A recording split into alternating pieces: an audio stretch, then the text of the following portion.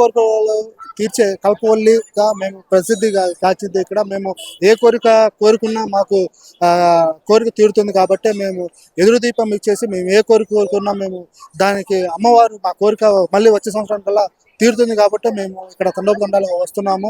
ఇక్కడ వచ్చే ప్రతి వ్యక్తులు కూడా కోరిక కోరుకుంటారు. ఆ కోరిక దాదాపు తీరుతున్నప్పుడు మేము అమ్మవారికి అలాగే కొలుస్తాం కాబట్టి అమ్మవారికి మేము ఏ కోరిక కోరుకున్నా మాకు తీర్చే కల్పవల్లి కాబట్టి మా ఇంటి దేవత కాబట్టి మేము ఇంతమంది తండోపతండాలుగా వస్తున్నామని చెప్పేసి ఇక్కడ మహిళలు కానివ్వండి, పురుషులు కానివ్వండి చెప్తున్నారు.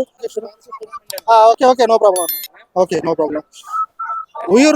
ఉయ్యూరు వీరమ్మ తల్లి తిరునాళ్ళ మహోత్సవంలో ఇక్కడ ఎలాంటి బందోబస్తు ఏర్పాటు చేశారు, ఇక్కడ అవాంఛనీయ సంఘటనలు జరగకుండా ఎలా చేస్తున్నారు, అక్కడ ఎలాంటి క్యూ లైన్లు ఏర్పాటు చేశారు ఏంటనేది కూడా ఇక్కడ ఎస్ఐ లోకేశ్వరి అండ్ మల్లికాసు గారు ఉన్నారు. మేము మీరు ఇక్కడ ఎలాంటి ఏర్పాట్లు చేశారు, బందోబస్తు ఎంతమందితో ఉన్నారు? అందరికీ నమస్కారం అండి. మేము ఉయ్యూరు టౌన్ ఎస్ఐని మాట్లాడుతున్నాను. అమ్మవారు 28న మెట్టినింటి నుండి బయలుదేరడం స్టార్ట్ అయ్యారు. 29న గుడిలో మేము పెట్టాము. 29 నైట్ ఇక్కడ 100 మంది బందోబస్తుని ఏర్పాటు చేసుకున్నాం అండి. వచ్చిన ప్రజలకి క్యూ లైన్ లో ఏర్పాటు చేసుకోవడానికి బందోబస్తు, వారికి వాహనాలు ఏమైనా తీసుకొచ్చినా వారికి పార్కింగ్ కూడా బందోబస్తు ఏర్పాటు చేస్తామండి. ఇక్కడ ప్రసాదాలు అన్ని అవైలబుల్ గా ఉన్నాయి. మాకు వచ్చే శనివారం సిడిబండి రోజున కూడా ముందు జాగ్రత్తలతో ఇంకా బందోబస్తును కూడా మేము ఏర్పాటు చేసుకుని రెడీ చేసామండి. మీరు ఇక్కడ ఎన్ని సీసీ కెమెరాలతో ఏర్పాటు చేశారు, మరియు ఇక్కడ స్ట్రీట్ ఏమైనా ఏర్పాటు చేశారు? లేదా ఇక్కడ కొంతమంది పోగిరిళ్ళు కూడా తిరణాలంటే పోగిరిళ్ళు కూడా వస్తుంటారు కాబట్టి వాళ్ళ కోసం ఎలాంటి జాగ్రత్తలు తీసుకుంటున్నారు? మేము గుడి చుట్టూ 20 సీసీ కెమెరాలు అమర్చామండి. టౌన్ లో 16 సీసీ కెమెరాలు ఉన్నాయి.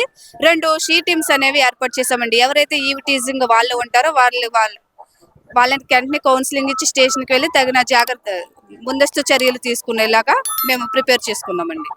సార్, ఇప్పుడు మీరు ఇక్కడ ఈ షిరిడి బండి మహోత్సవానికి ఎంతమంది భక్తులు వస్తారనుకుంటున్నారు? ఇప్పుడు మీరు షిరిడి బండి రోజు కానివ్వండి, తర్వాత ఆదివారం రోజు కానివ్వండి భారీ ఎత్తున భక్తులు వస్తారని చెప్పి ఒక అంచనా వేశారా? నమస్తే.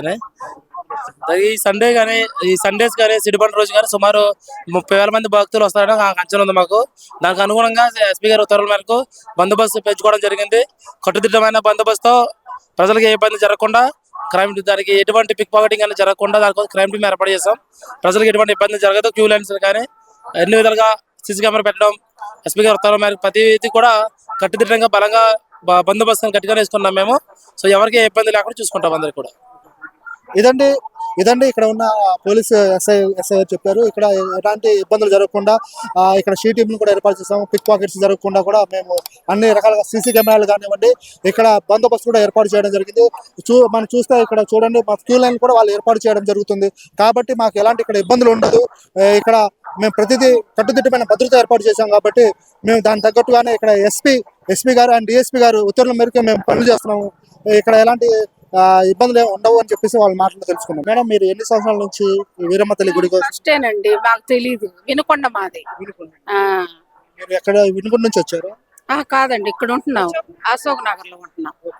మీరు ఇప్పుడు ఇక్కడ ఏమనుకుని వచ్చారు? ఏం అనుకోలేదండి, విశిష్టత తెలుసుకొని వచ్చాము. ఇక్కడ మీరు మేము ఏదన్నా అనుకుంటే జరుగుతుంది, అందుకని ఆ నమ్మకం లాస్ట్ ఇయర్ వచ్చాము. దాంతో మేము నమ్మకం వచ్చింది, అందుకని. మీరు లాస్ట్ ఇయర్ కోరుకున్న కోరిక తీరింది. ఏం కోరుకున్నారు మేడం? అంటే షిఫ్ట్ అవ్వాలని, మళ్ళీ ఇంకొకటి పాప జాబ్ రావాలని అనుకున్నాం. తను గవర్నమెంట్ తో అవకాశం వచ్చింది. ఈ సంవత్సరం మళ్ళీ దీపం పట్టుకొని తిరుగుతున్నాం. అప్పుడు ఎదురు దీపంలో నుంచున్నాము, మళ్ళీ అనుకున్నాం కదా అని మళ్ళీ ఈ ఇయర్ వచ్చాము.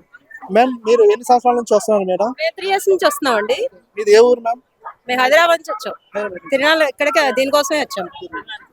ఓకే, మీరు ఇక్కడ కోరికలు తీరుతున్నాయా? తీరింది కాబట్టి 3 సంవత్సరాల నుంచి వస్తున్నాం. అందుకే మమ్మల్ని కూడా తీసుకొచ్చింది. హైదరాబాద్ నుంచి వచ్చారు? అవును, మా ఆడపడిచి ఇవిడ, మా తోడికోళ్ళు ఇవిడ. మీరు ఇప్పుడు కోరికలు తీరిపోతున్నాయా? అవును. మీరు ఎలాంటి కోరికలు తీరున్నాయి లాస్ట్ ఇయర్? అవి చెప్పకూడదు, సీక్రెట్ కదా, అవి సీక్రెట్. ఇప్పుడు మీరు అందరూ ఫ్యామిలీతో వచ్చారు? ఫ్యామిలీ అంటే మేమే వచ్చాం. మా ఆడపడుచు, మా తోడికోళ్ళు, నేను, అన్నయ్య. ఇట్రండి, ఇటు చూడండి, మా అన్నయ్య గారు, మా ఆడపడుచుల అబ్బాయి. మీరు ఇప్పుడు ప్రతి సంవత్సరం వస్తారా ఇలా? లేదండి ఇది ఫస్ట్ టైం మా ఆడపడి తీసుకొచ్చారు. లాస్ట్ టైం వచ్చారు కదా మేడం, లాస్ట్ టైం వచ్చినప్పుడు మీకు ఎలాంటి కోరికలు కోరుకున్నారు? మా అబ్బాయికి జాబ్ వచ్చింది. మేడం మీరు కూడా ఇప్పుడు ఫస్ట్ టైం రావడం, అంతకుముందు ఎప్పుడైనా వచ్చారు? వచ్చాం, హైదరాబాద్ నుంచి వచ్చాం. కోరుతున్నారు అంటే వచ్చాం, నెరవేరుతుంది అంటే వచ్చాం. సెకండ్ టైం అదే ఇప్పుడు మా బాబుది జాబ్ వచ్చింది, అది చెప్పింది కదా మా ఆవిడ. అదే జాబ్ వచ్చింది, మళ్ళీ ఇప్పుడు మూడోసారి. ఫస్ట్ టైం వచ్చాము, అయితే కోరిక తీరింది. సెకండ్ టైం లాస్ట్ ఇయర్ వచ్చాము, మళ్ళీ ఇయర్ వచ్చాము. వీరమ్మ తల్లి వంశస్థులు ప్రసాద్ గారు మనతో ఉన్నారు. సార్, ఇప్పుడు అసలు అమ్మవారు ఎప్పుడు వెలిశారు? ఎన్ని వందల సంవత్సరాలు అయింది? ఇది ప్రతి సంవత్సరం మీ వంశస్థులే నిర్వహిస్తున్నారా? 700 సంవత్సరాల క్రితం జరిగిన యథార్థ కాదు బాబు ఇది. ఈ మా పార్పుడి వంశస్థులే చేస్తుంటారు ప్రతి సంవత్సరం కూడా. ఆ అమ్మవారికి బయలుదేరే రోజున ఎదురుగండ దీపాలు ఇస్తారు, అమ్మవారితో పాటు తిరుగుగండ దీపాలు ఇస్తారు. ఉత్సవం బాగా జరుగుతుంది. తర్వాత రెండో రోజున అమ్మవారు బయలుదేరిన రెండో రోజున సెంటర్లో ఉయ్యాల స్తంభాలు ఉంటుంది, ఉయ్యాల స్తంభాల వరకు ఊగి తర్వాత ఈ గుండ ప్రవేశం దగ్గర గుండ మీద కూర్చుంటుంది. ఓకే, ఇప్పుడు మీరు 700 సంవత్సరాల ముందు అమ్మవారిది మెట్టినిల్లు ఏది, పుట్టినిల్లు లేదండి ఎక్కడ? మెట్టినీళ్ళు అప్పుడు ఊళ్ళో ఉన్నది మెట్టినీళ్ళు అండి. ఊళ్ళో ఇప్పుడు ఆమె బయలుదేరే రోజు ఉన్నది మెట్టినీళ్ళు. పుట్టినీళ్ళు అనేది పెదవేగ మండలంలో ఉన్న కడియం దగ్గర, పెద్ద కడియం దగ్గర. వాళ్ళ వంశస్థులు ఇప్పుడు ఎవరు లేరు.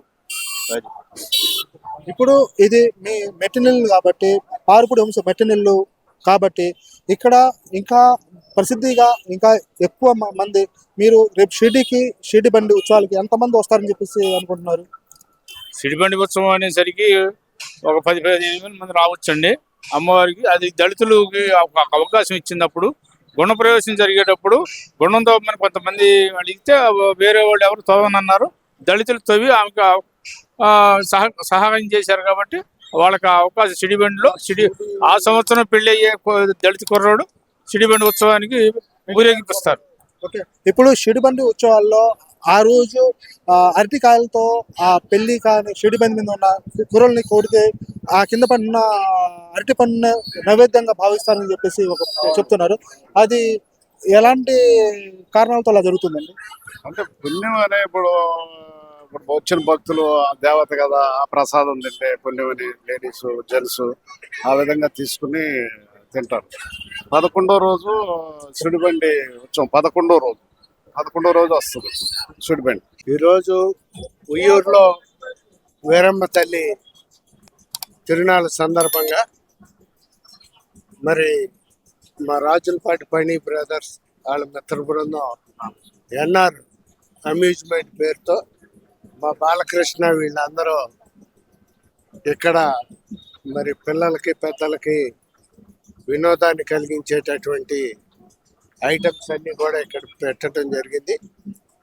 వాటిల్ని ఈ రోజున ప్రారంభించడం చాలా సంతోషదాయకం.